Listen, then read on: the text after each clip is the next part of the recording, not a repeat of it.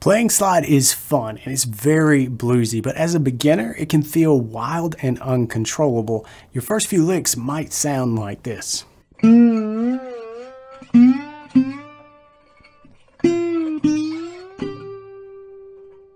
Let's 10x this short lick by fixing 3 common mistakes that beginners often make. And by the way, I made them all when I was starting out, so I know these mistakes all too well. But over the years, I learned how to avoid them, and I'll show you how you can fix them so your licks can sound more like this.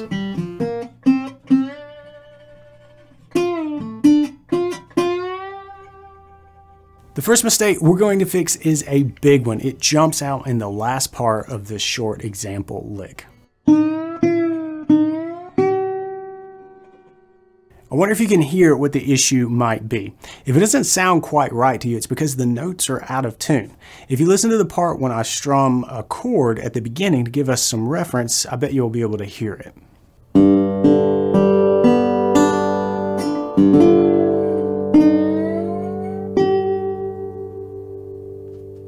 When we wear the slide, we have the ability to play the continuum of pitches along the string. There are no hard stops that ensure a perfectly in tune note, like when we fret. And that's kind of the idea with the slide. We get those cool sounds and we can get in between the frets and play bluesy vocal sounds that aren't confined by the frets. But because there aren't those hard stops, it's really easy to miss the note that you're actually aiming for. Let's fix that. If you're coming to slide playing from regular fretted chords or scales or licks, then you may not have ever even needed to think much about intonation, especially on a guitar that's well set up. Because when you play a fretted note, that is a C note, properly intonated, a D note, properly intonated, E note, and so on. But with a slide, we have the option, because we're sliding and gliding over the frets along the string, we have that option to get in between the frets, to be off, right? To kind of have different shades of a C note, of a D note, right? And so therefore, we have to watch out for playing constantly within those shades, but not actually hitting the right note. Here's a quick way to get your ear kind of awakened to this idea and detecting those microtonal changes. So we'll play the open 5th string. I'm in open G tuning, so that's a G note. So now let's play the G minor pentatonic scale. I'm going to fret it up the 3rd string with that open 5th string G note ringing. So open, 3rd fret, 5th fret, 7th fret, 10th fret, 12th fret. Now here it is without me talking.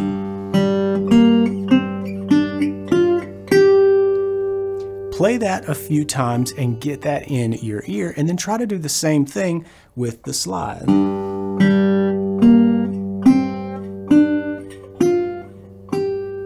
Notice that I didn't do any sliding into or out of, or even any vibrato there. I just want to match the sound of the fretted notes. Don't worry, you'll bring on the cool slide tricks, but we gotta know where that good, properly intonated note is.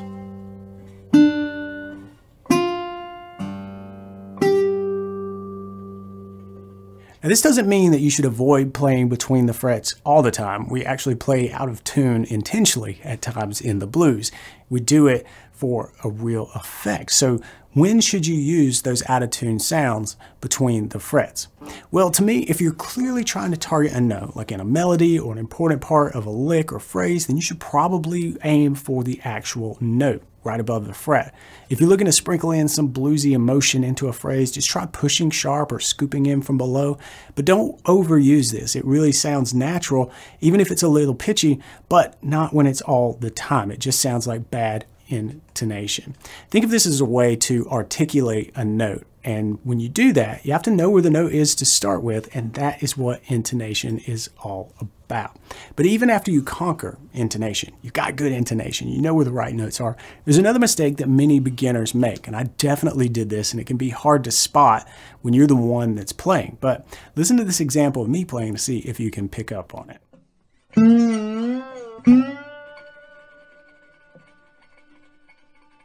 Did that make you a little seasick? It felt a little wobbly. It reminds me of a rubber band just kind of stretching out and then returning back to shape. There are definitely times when you want to do that and have those sort of wild, stretchy sounds in your licks, but it doesn't need to be everywhere all the time. And that's the mistake that we're going to fix right now. We're going to fix our rubber band stretchy sound by not going so back and forth with the slide. That doesn't mean we can't slide into or even out of a note, but we're going to introduce some space to break up that constantly moving in and out of the same note type sound. Even this, where I'm sliding in and then back off, I pause here when I got back to the note. And because we know where proper intonation is, that's a good place to stop. Your ear is kind of looking for a good, proper note to stop on. And then we can get back to sliding. No problem there. We got to use this thing for what it's supposed to be used for. We're not taking that away, but what we are is changing this idea that has no stops, no breaks in it, and making it a little more vocal by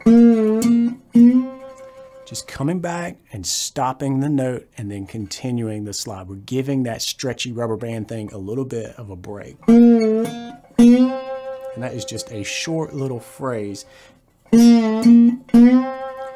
an example that illustrates this. The third mistake we're going to fix is sneaky, and it's honestly very hard to avoid this in the beginning of your slide journey. So let's just call it right out. Don't overuse the slide. We need to mix in notes that aren't played with the slide.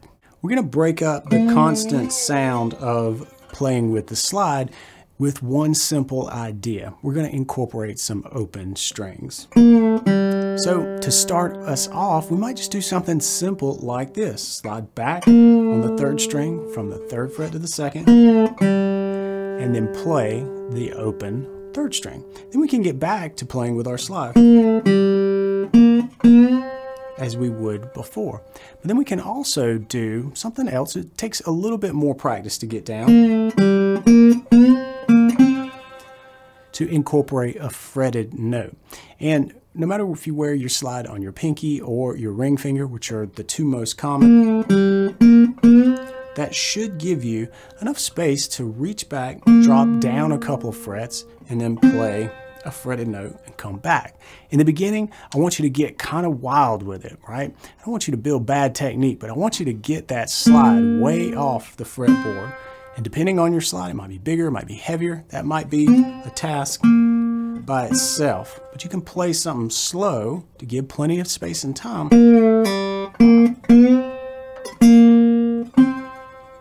to get that fretting in there. And over time, you'll be able to control that off the fretboard or off the strings movement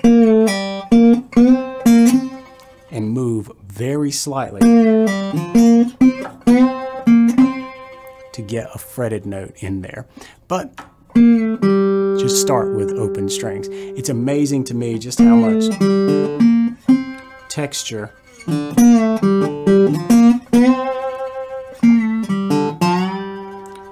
adding in a couple of open strings can have.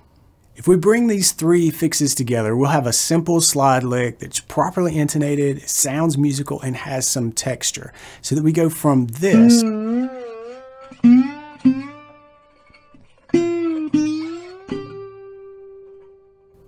to this.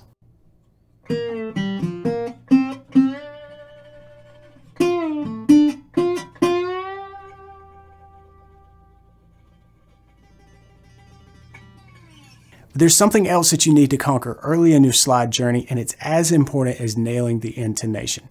Click right over here to download my free guide, 5 Simple Steps to Better Slide Guitar, to find out what it is and pick up a few other tips. I'll see you around for the next lesson. Until then, practice smart and play on.